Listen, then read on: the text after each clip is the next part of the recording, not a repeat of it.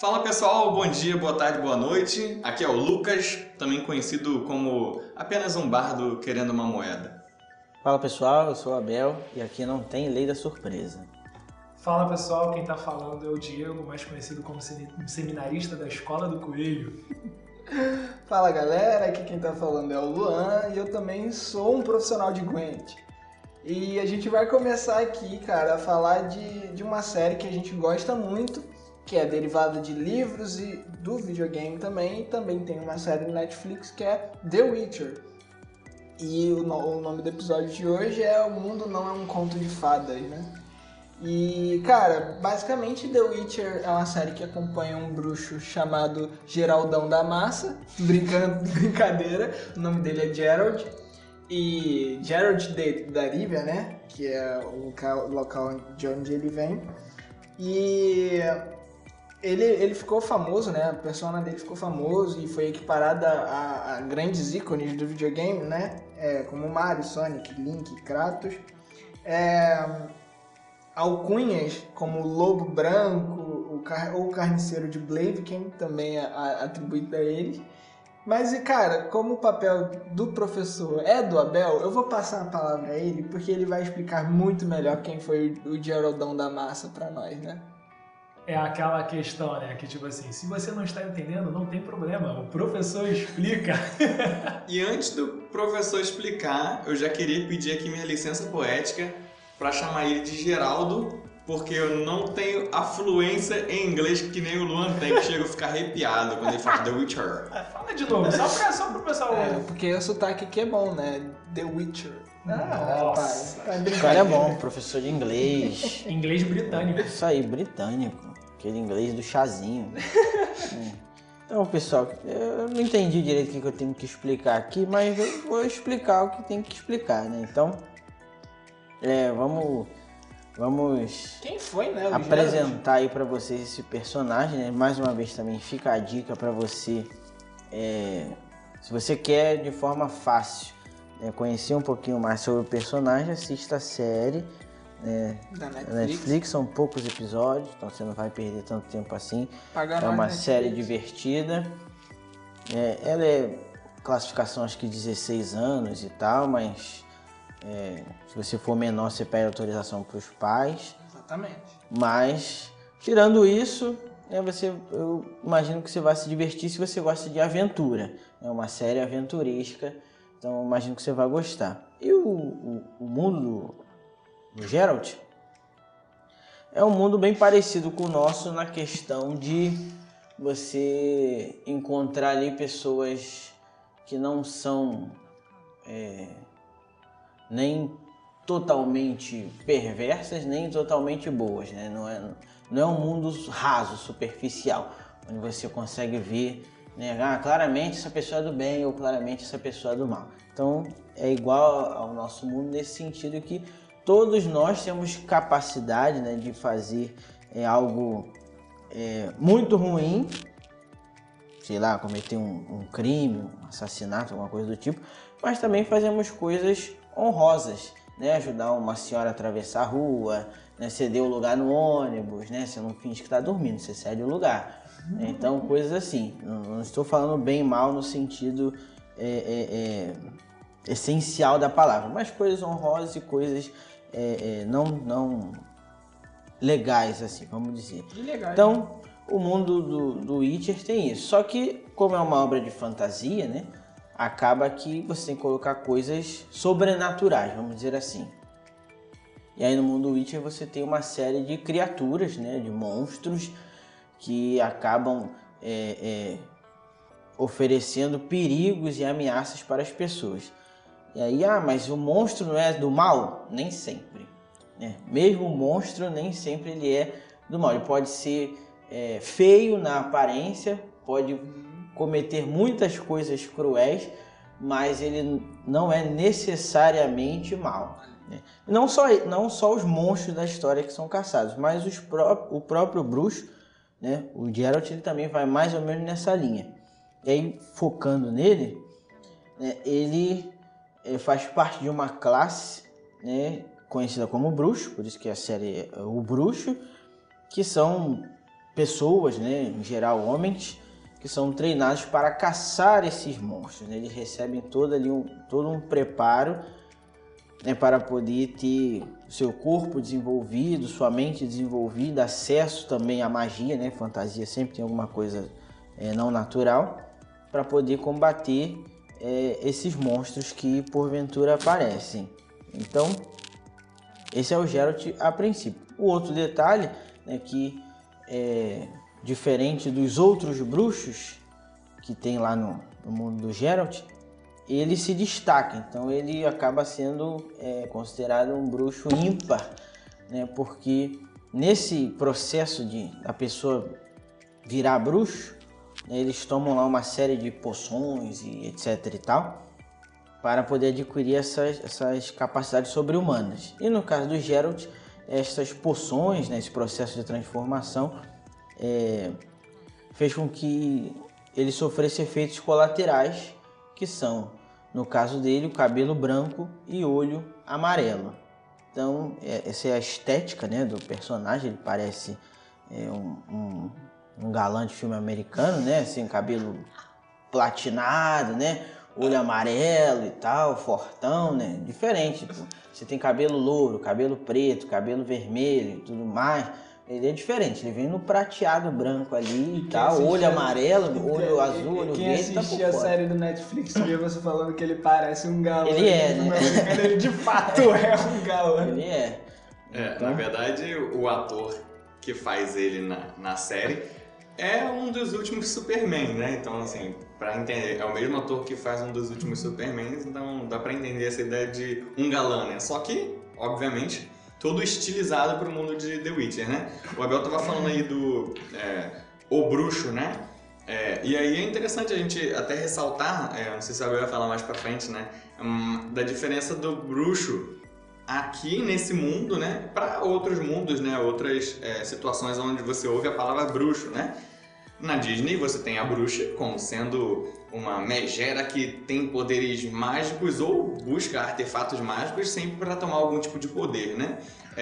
Por exemplo, no mundo de Harry Potter você tem o bruxo com essencialmente poderes mágicos e todo tipo de combate que ele faz é através de magia praticamente, né? E nesse caso, não necessariamente, né? O bruxo, ele tem poderes sim, sobrenaturais, mas é um processo de mutação, não é simplesmente um poder mágico, né? Ele vai tomar sim a poção, como o Abel falou, mas ele vai passar por um treinamento físico de combate armado, né? Um combate direto, que seria aí a Escola do Lobo. Não lembro agora se o Abel chegou a falar rapidinho ou se a gente ia falar mais pra frente, né? E é por isso que o Diego é o seminarista da Escola do Coelho, porque o Geraldo é da Escola do Lobo, né? Ele fez esse treinamento lá, onde as pessoas acolheram ele no início da vida ainda, né?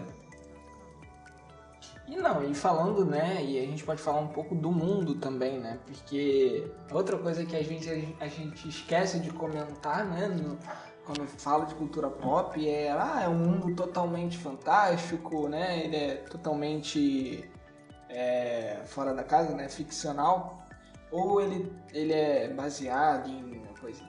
Ele é ficcional, mas a base dele é medieval, né, então muita coisa ali é histórica. Como a sociedade se comportava naquela época, qual eram os problemas, se a igreja era um problema, se os reis eram um problema. Então, a gente tem um contexto histórico bem coisa. Você falou do bardo, né? Existiam os bardos naquela época. Eu falei que eu sou um profissional de Gwent, né? Que é um jogo medieval que existia, né? A série ela adaptou, né? Para ficção, para o videogame, né? Porque, para quem não sabe, The Witcher ele é uma série de livros que se tornou um videogame que depois se tornou uma série da Netflix. Então, começou nos livros, depois virou um videogame, depois se tornou a série da Netflix, que é excelente, e assistam. Você que tá ouvindo a gente falar assim, bruxo, videogame, bardo, calma, você quer RPG? A sua hora vai chegar. A gente vai falar de RPG aqui um dia, mais cedo ou mais tarde. Bem, ainda né, falando um pouco do mundo, né? E do Geraldo como bruxo, eu vou seguir assim, cara, vou falar só Geraldo. Dentro da história é contado que aparentemente a taxa de sucesso, né? E aí sucesso seria, na verdade, sobrevivência. Para se tornar um bruxo é aproximadamente ali 30%. Tá que nem o Brasil agora, né? A taxa de sobrevivência mais ou menos tá em torno disso daí, 30%. Passados 30 anos, E a gente aqui já tomou a nossa mutação da Pfizer, né? Então, graças a Deus, a gente já pode se considerar bruxo, brincadeira. Não é lobo, né? O pessoal fala que é jacaré. Jacaré, escola do jacaré. Aqui no Brasil, escola do jacaré. E aí, assim, com essa taxa, dificilmente os jovens, né, teriam esse interesse e essa vontade livre de se tornar um bruxo, apesar dessa classe dentro desse mundo ser algo que, obviamente, tem e detém um grande poder, né? Eles se destacam em vários sentidos. Ainda assim, como o Abel falou, não deixam de ser vistos como monstros. E aí, por isso que ele falou da complexidade da expressão monstro nesse mundo, né? É porque, poxa, eles passaram por um processo, eles sobreviveram, se adaptaram, o Geraldo mais ainda, o Gerald mais ainda, né? Ele foi bem além, mas não deixa de ser um monstro, não deixa de ser uma criatura que passou por uma mutação e vai ser olhado dessa forma. Isso é interessante, né? O mundo dele é assolado por criaturas malignas, né? E que não podem ser destruídas por meios normais, né? Convencionais. Só esses bruxos vão ter essa capacidade, né? Pois é, né? E a gente faz um paralelo bíblico aí, né? De que o Geralt teve que se transformar, né? Ser transformado para lidar com o mundo. E a gente lembra lá da célebre, né? Passagem bíblica de não vos conformeis com este mundo, mas transformai-vos pela renovação do vosso entendimento. Né? Então, ao invés de ser transformado pelo mundo, né, por causa das circunstâncias do mundo, né, aqui não é bem um paralelo no sentido de semelhança, né, mas acaba sendo o oposto, meio oposto. É a gente transformar esse mundo sem ser transformado por ele, né? Pelo menos essa é a postura cristã, né? Tipo, de resistir ali aos moldes, né, que o mundo vem tentando impor sobre nós e pelo caminho contrário, de transformar o mundo, né, a uma outra forma. Eu não sei se você conseguiu ouvir aí, mas só para complementar, enquanto o Abel estava falando, ele estava empinando aqui de moto. A gente está em Cavalcante, não sei se deu para ouvir a moto empinando, mas era o Abel empinando de moto enquanto ele falava aí da gente se renovar. Fazer um podcast e tá na moto. Multitarefas. Isso. Falando em multitarefas, né, o Gerald, ele se torna um bruxo famoso, né, com todo esse destaque que ele tem, como eu falei antes, né? Ele não só se torna um bruxo, ele passa dos limites, né? Ele supera as expectativas e as capacidades dos bruxos, né? Supera os seus limites. Daquela época, daquela escola e etc, né? E aí ele começa Ganhar destaque. É um aluno acima da média? Acima da média. Acima da média. Ganhar destaque, né? Exatamente. Ele começa a ganhar destaque com um monte de situações complicadas, né? Tudo bem que o bardo ajuda, né? Mas... No início eu falei, né, que eu sou um bardo querendo uma moeda, e pra quem viu a série entende que essa brincadeira do bardo é porque o bardo era uma figura medieval, né, de um músico, contador de histórias. Isso, um de artista forma musical. Isso, que contava histórias, e na série esse bardo ele sempre aumenta muito os feitos e a gente estava brincando aqui, né? As glórias do... A situação aconteceu descritivamente em 2 minutos. Ele transforma num filme da Marvel. E aí dá multiverso, etc, né? Então... Essa é a figura do bardo. E ele vai aumentar e ele não precisaria, né? Na verdade, o Gerald realmente ele faz muito além e ele vai recebendo trabalhos, não lembro se a expressão seria essa, trabalho, missão... são missões, né? Contratos, como eles colocam lá, os contratos de bruxo. Exatamente. E é bem naquilo, né? Ninguém consegue resolver, um bruxo resolve. Isso aí. E ainda assim, por toda a característica dele, ele ainda é considerado como um monstro, né? E aí, o Geralt, ele recebe o preconceito por causa dessa característica, né? Mais acentuado ainda pelo efeito colateral que ele teve lá do treinamento, que, como o Diego falou também, né? Resultou no olho amarelo, no cabelo branco e etc, né? Só que essa sociedade tolera os bruxos, já que eles são basicamente o único meio deles, desse mundo, de lutar contra o grande mal, né? Não só tolera como usa, né? Muitos governantes se utilizam até dessa imagem ruim do que o bruxo tem. Sim. Para apagar, encobertar os feitos maléficos, né? De um governante. Um cara quer dominar um certo vilarejo, ele utiliza o bruxo para matar todo mundo e tomar conta ali. E aí ele vai jogar a culpa em quem? Nele? Não, vai jogar a culpa no bruxo. Então eles se utilizam dessa imagem monstruosa que o bruxo tem naquela sociedade, embora eles são... Não é que eles não sejam aceitos, né? Eles são tolerados. Os bruxos são tolerados. Embora o bruxo seja tolerado, eles têm essa imagem monstruosa. Então, e muitos governantes usam isso a favor dele. Eles fazem qualquer tipo de missão como se fossem mercenários. Você pagou tipo e faz isso. o que você quiser. No Exatamente. caso, mata. Alguns têm rouba. algumas restrições, mas é basicamente isso. Os bruxos são como mercenários. Eles fazem uns trabalhos sujos. A gente só não pode esquecer que dentro desse contexto eles não são simplesmente caçadores de monstros que se especializaram, né? Muitos deles são isso, mas que tiveram um passado ou um treinamento desde a infância, ou nem sei se muitos, na verdade, talvez todos, né? Ou a maioria, tiveram uma infância bem pesada, bem conturbada, com muitas necessidades e foram acolhidos, né, por essa escola que ensinou eles a forma de vida, né? E aí, interessante perceber como eles, no final das contas, com tanto poder, são usados por outros. Claro que sempre vai ser uma via de mão dupla, né? Afinal de contas, eles querem dinheiro, eles precisam de outras coisas, etc. Mas eles estão sendo usados de alguma forma, e aí eles se tornam normalmente pessoas frias, pessoas amargas, né? Sem sentimentos ou com um sentimento muito conturbado. A Bel tá demais, né? Passando de moto direto. O famoso... Desculpa, eu tinha que ter avisado pra você abaixar o volume. Tô tentando falar mais devagar pra todo mundo poder ouvir o 2.0, tá bom? E aí, poxa, no nosso mundo também, mais um paralelo aí, seguindo nossos propósitos, né, do podcast. Assim, talvez você conheça, ou você, quem sabe você ou está sendo ou foi, né, uma pessoa que também teve um passado assim, que a partir dos seus preconceitos, da sua infância traumática, seus preconceitos que eu digo é o que você sofreu, de infância traumática, ou então uma vida que, caramba, você só vive combatendo monstros, você não consegue nem viver, você só sobrevive, né? Será que talvez isso não está facilitando de você ter o seu coração endurecido? E aí a ideia não é te julgar, né?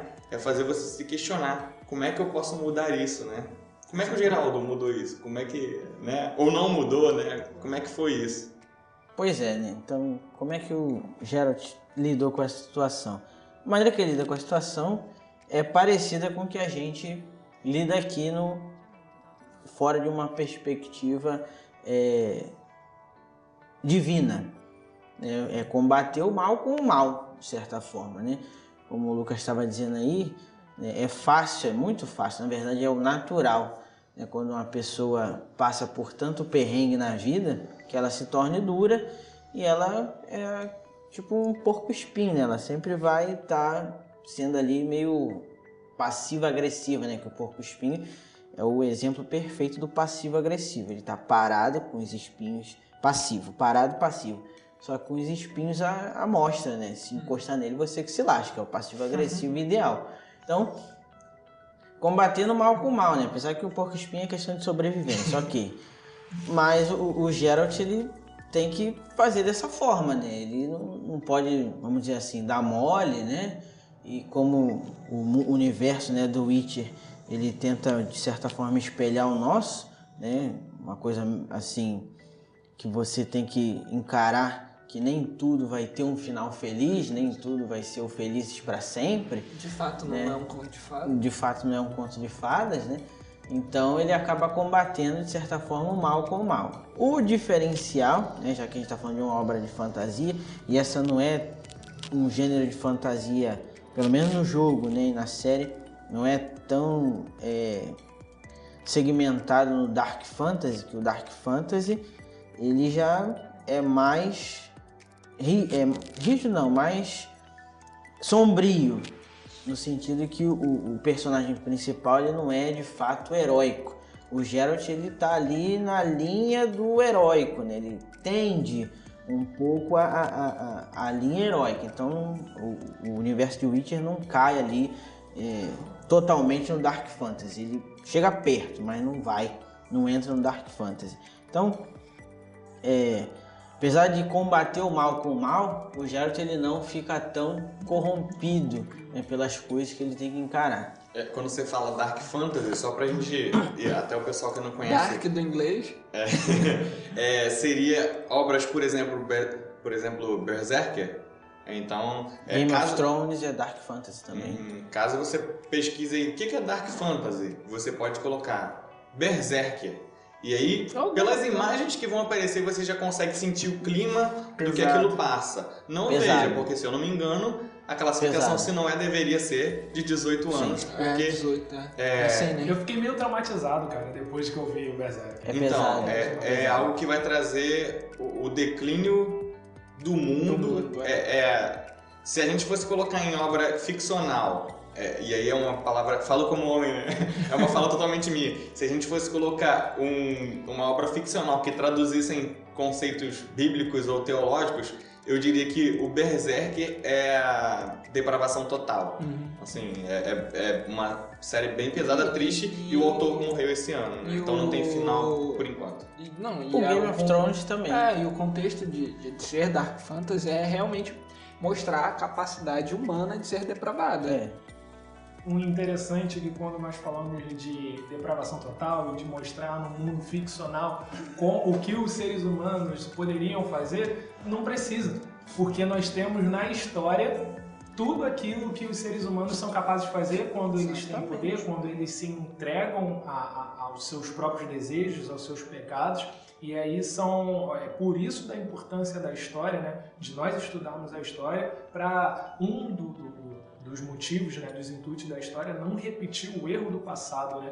Mas nós sabemos que o ser humano sem Jesus, sem Cristo, sem o Evangelho, né, um abismo chama o outro, ele continua, ele se entrega aos seus desejos, aumentando, né, o seu próprio pecado, a iniquidade, e nós acabamos desaguando, colocando desse jeito, numa Segunda Guerra Mundial, no nazismo, no comunismo e tantos outros ismos que nós vemos, né? Assassinatos, destruição. Só até complementando, assim, que talvez a pessoa que está ouvindo, né, poxa, fora do Brasil, até pense, não, cara, eu não consigo ver os meus desejos me levando para esse lugar. Bem, talvez você tenha mais facilidade de responder a pergunta simples, né? Você é perfeito? Ou você consegue passar uma semana e no final de uma semana você falar, caramba, eu não cometi nenhum erro? Um dia.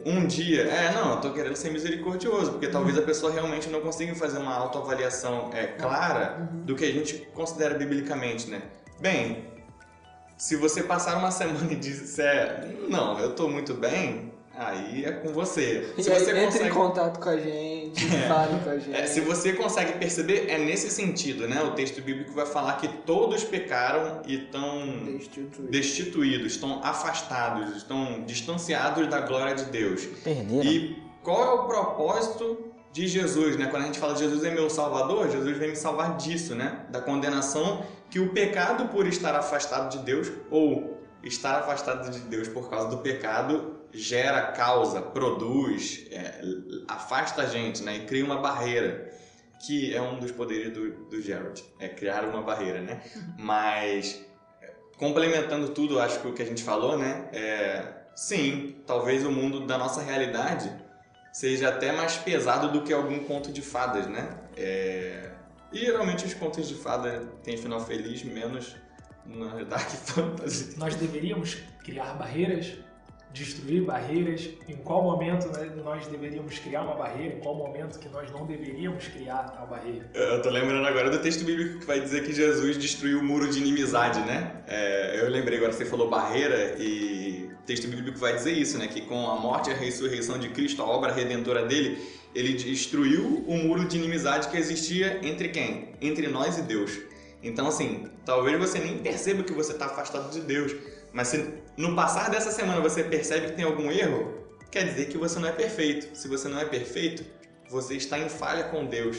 Jesus não esteve em falha com Deus e Ele quer te aproximar de Deus desde que você siga o exemplo, né? Busque seguir o exemplo de Jesus. E como o Geralt, nós temos esse poder de criar barreiras, né? Mas só que muitas vezes nós usamos esse poder na hora errada, no momento errado. E aí nós vemos, nós temos que criar uma barreira contra o pecado. Nós temos que criar uma barreira contra a iniquidade, contra os nossos desejos, contra a carne. E muitas vezes o que os cristãos, as pessoas fazem, criam uma barreira, e é esse o intuito do podcast, né, de quebrar essa barreira e ir de encontro à cultura, contra a cultura, cria uma barreira contra a ciência. Nós estávamos conversando sobre essa questão da vacina, cria barreira no meio acadêmico, E o pior, eles criam uma barreira em nome de Deus. Isso que exatamente, que é o pior. exatamente. E também uma coisa que também pode ser tão grave quanto isso é criar uma barreira contra outra pessoa, uma pessoa da própria família, muitas vezes.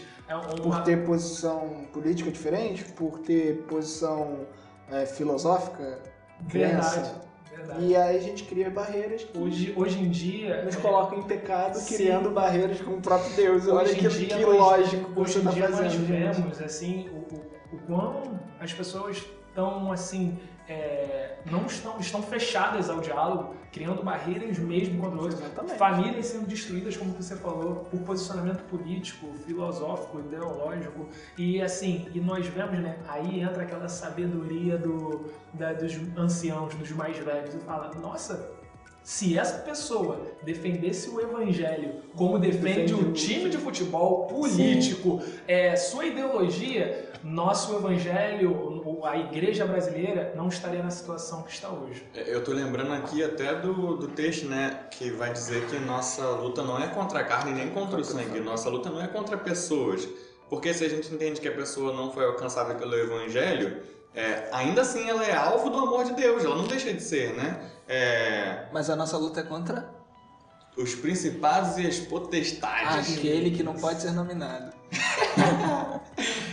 Spoiler do próximo episódio, galera. E que, na verdade, tanto a nossa luta contra esse mal, quanto a nossa luta contra nós mesmos, nesse estado de depravação, né, nesse estado de corrupção interna, gente, não pode ser vencido pela nossa própria força. Exatamente. A gente precisa sofrer a mutação como o Geralt, que no caso nosso vem através do Espírito Santo, né? Quando o Espírito Santo mora em nós, nós nos transformamos, e é uma caminhada longa, tá?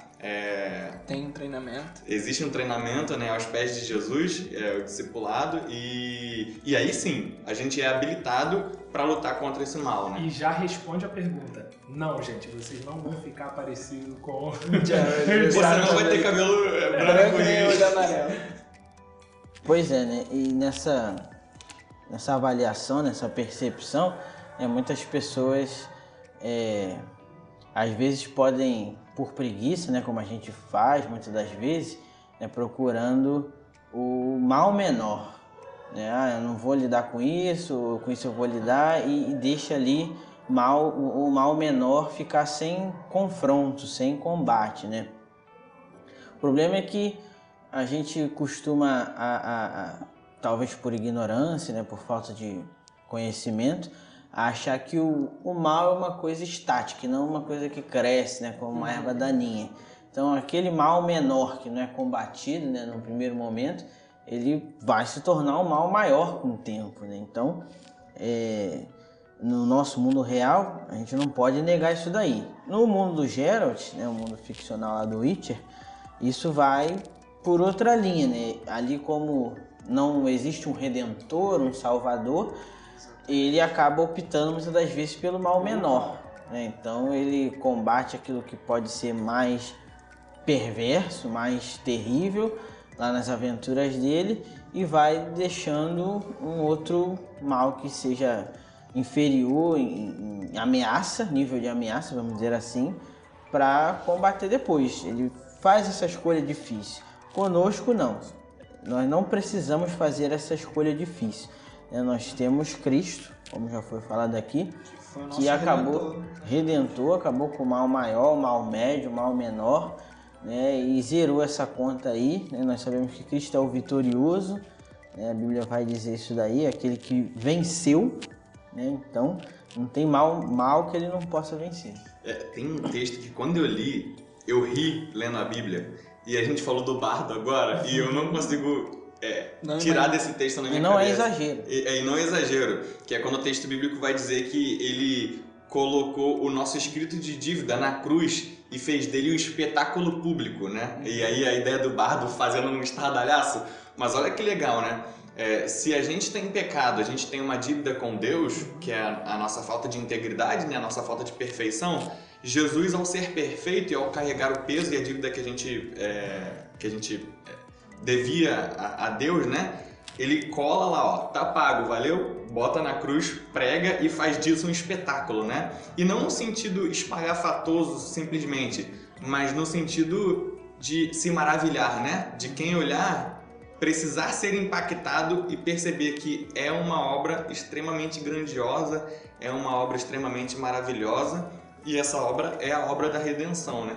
É a obra de vencer o mal, né? Como você estava falando aí. E o Geralt, né? Talvez alguém possa pensar, como é que um cara que, né, vive num mundo que não é Dark Fantasy, mas que você não tem de fato ali um finalzinho muito feliz, né? Aparentemente não tem um símbolo de esperança, pode não se tornar um vilão. Como é que o Geralt não se torna um vilão? A resposta é por causa do amor, né? Ele encontra amor numa família. Ele acaba sendo colocado num contexto familiar, né? Através de um acordo que lá no mundo de Geralt é chamado de lei da surpresa. Então ele acaba tendo que assumir uma paternidade. Então você vê que sempre existe, né, algo maior do que a própria pessoa e que tem um caráter, como é que eu posso dizer, extra-individual, né? No sentido que quando a gente vai apontar para o plano de Deus, esse plano de Deus, quando Cristo nos alcança, ele nos coloca na posição de filhos, né? Então nós passamos a fazer parte de uma família. É uma né? adoção. Uma adoção. O próprio texto bíblico diz que Exatamente, nós recebemos o espírito de adoção, né? E é bastante comum as igrejas falarem, né, que família é um projeto de Deus e tudo mais. Então a gente vê que a redenção, entre aspas, vamos dizer assim, para o Geralt, foi fazer parte de uma família, né? Claro, na posição de pai, não na posição, uma outra posição. Então, a luz, né, que brilhou ali para o Geralt foi ser o pai, né? Ele teve que assumir aquilo dali, não fugiu da responsabilidade, porque essa lei da surpresa não podia ser violada, não podia ser recusada, né? Então ele teve que assumir isso daí. Não, e é interessante como você fala isso, né? Que eu assisti alguns episódios da série, mas eu conheço a obra muito pelo jogo, né? Porque eu gosto, além de ler e ver o filme, eu gosto de jogar também. E aí no jogo, no terceiro jogo, né, do Witcher 3, essa questão familiar é muito presente, porque a filha, né, entre aspas, dele, né, a quem ele adotou, corre um grande perigo. Então ele se vê moralmente mais inclinado para o bem através dela, através de de pensar nela, de pensar em salvar ela. Ele deixou de cometer muitas maldades por ela. E isso é muito interessante ver na obra, né? Que o amor trouxe para ele uma luz que ele não teria se ele fosse só por ele, né? Porque, como o Abel muito bem falou antes, né? Ele compensava o mal com o mal, então ele fazia o mal menor, ele tentava sempre nessa onda de anti-herói, né? Eu vou fazer aqui, mas eu vou fazer pelo mal menor. E no jogo, no terceiro jogo, né, onde a gente conhece essa filha dele e ela tá correndo um perigo e tal, a gente começa a ver que ele não fazia só o mal, ele fazia coisas boas Sim. também, mas muitas coisas boas por causa dela. E isso é interessante.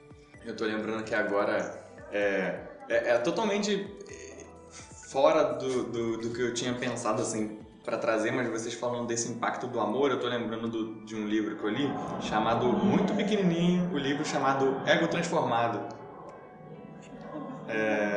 E esse livro chamado Ego Transformado, ele vai falar exatamente de você e se esquece você.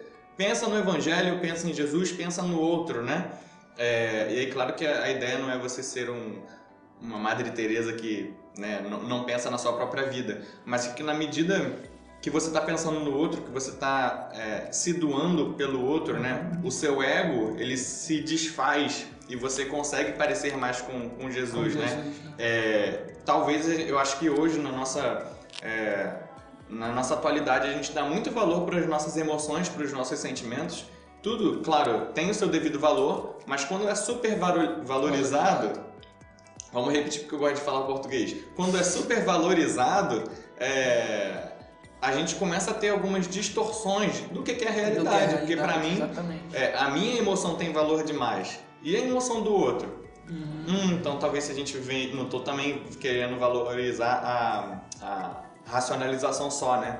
Mas tudo tem o seu valor e a gente precisa viver em equilíbrio. E esse equilíbrio não funciona se eu supervalorizo o meu, né? Sim, eu preciso pensar no outro. Quando entra nessa parte de realidade, nós entramos na parte mais filosófica da coisa, né, em si, quando fala sobre o subjetivismo, que para mim a minha dor, a minha experiência, a minha verdade é a realidade.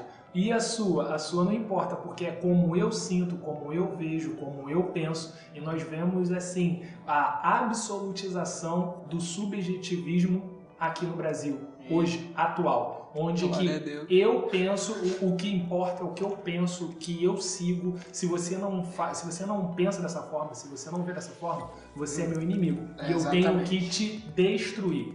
Eu preciso te destruir porque na minha ideologia não importa. Só na minha ideologia, na minha filosofia, você não pode existir, você não pode coexistir junto comigo, você não pode discordar, né? Porque é antagonista, né? Sim, eu sou protagonista da minha obra e você pensando diferente se torna logo um antagonista. E nós vemos o caos que isso acontece tipo, na política, na escola, na rua, essa falta de amor, essa falta de compreensão, né? Com o outro, empatia, né? De empatia, porque o que importa é como eu enxergo a realidade, não como o outro enxerga, né? Pois é, né? E nessa linha, infelizmente, acaba que as pessoas que sonham tanto, né, com ter uma vida de um conto de fadas, né, acabam perdendo, né, a noção que a realidade ela só tem dois caminhos, ou ele vai ser um conto melhor que o de fadas ou um pior que um conto de fadas, né? E aqui a gente, né, caminha para encerrar esse episódio, né, dizendo que a sua vida pode ser melhor do que um conto de fadas. Geralmente, né, nos contos de fadas clássicos, né, a princesa, né, acaba sendo resgatada por um príncipe e ali eles vivem felizes para sempre. No caso aqui da nossa realidade, pela fé cristã, nós passamos a ser aquele povo que vai ser resgatado pelo príncipe da paz. Então, somos a noiva. Exatamente, somos a noiva. Então, melhor do que um conto de fadas, né, é a verdade relatada na Bíblia. Ao invés de ser resgatada por um príncipe encantado, a humanidade, como a partir do momento que se reconcilia com Deus em Cristo, né, passa a ser a noiva do Cordeiro, que é o príncipe da paz, o rei dos reis, o senhor dos senhores, e isso com certeza é melhor, é um final melhor do que qualquer conto de fadas. É um final feliz que a gente tanto aguarda, Maranata. Isso aí. Que em português quer dizer. Pessoal, então acho que a gente encerra aqui o nosso episódio. É muito bom estar aqui batendo esse papo com vocês. Esse foi o nosso episódio sobre o bruxo. Geraldão da massa. Que não é o Ronaldinho Gaúcho. Isso, exatamente. E, bem, talvez no próximo episódio a gente continue encontre... falando sobre bruxaria. Isso, só que talvez com algum convidado especial, quem sabe? Vamos ver, né? Vamos lá. Beleza, até a próxima então. Não esqueça de dar o conselho. O conselho de sempre. Leia a Bíblia. Leiam a Bíblia. Leiam a Bíblia. Melhor que qualquer conto de fadas. Melhor Verdade. do que qualquer história de fantasia, de ficção, aventura. Diego falou, é o conto dos contos. Mito dos mitos. Mito dos mitos, como tu disse. Pessoal, não deixem de seguir a gente no perfil do Instagram podcast.pdc, ok? Sejam bem-vindos, @podcast.pdc.